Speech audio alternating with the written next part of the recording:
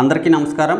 ఏపీలో కొత్త national highway friends, దీనికి సంబంధించి వీడియోలోకి వెళ్ళి పూర్తి వివరాలు అయితే తెలుసుకుందాం। దయచేసి సబ్స్క్రైబ్ చేసి ఒక లైక్ అయితే ఇవ్వండి।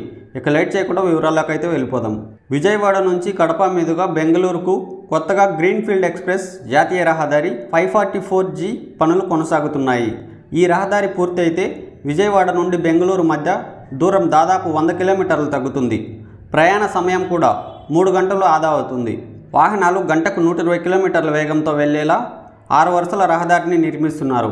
ఈ హైవే అనంతపురం జిల్లాలోని కొడికొండ నుంచి ప్రారంభమై ప్రకాశం జిల్లా మీదుగా బాపట్ల జిల్లాలోని ముప్పవరం దగ్గర నేషనల్ హైవే 16లో కలిసేలా ప్లాన్ చేశారు। కొన్ని చోట్ల రహదారి పనులు పూర్తయ్యాయి, మిగిలిన చోట్ల వేగంగా జరుగుతున్నాయి। అండర్ పాస్లు, వంతెనలు కూడా స్పీడ్గా కడుతున్నారు। ఈ రోడ్డు పూర్తయితే విజయవాడ నుంచి బెంగళూరు ప్రయాణం సులువవుతుందని భావిస్తున్నారు। దీనికోసం కేంద్ర ప్రభుత్వం గ్రీన్ఫీల్డ్ ఎక్స్ప్రెస్ హైవే నిర్మిస్తుంది। పారిశ్రామిక ప్రాంతాలు, మెట్రో నగరాలకు కలపడమే దీని లక్ష్యం। ఈ రహదారి 2026 జూన్ చివరి నాటికి పూర్తి చేయాలని టార్గెట్ పెట్టుకున్నారు।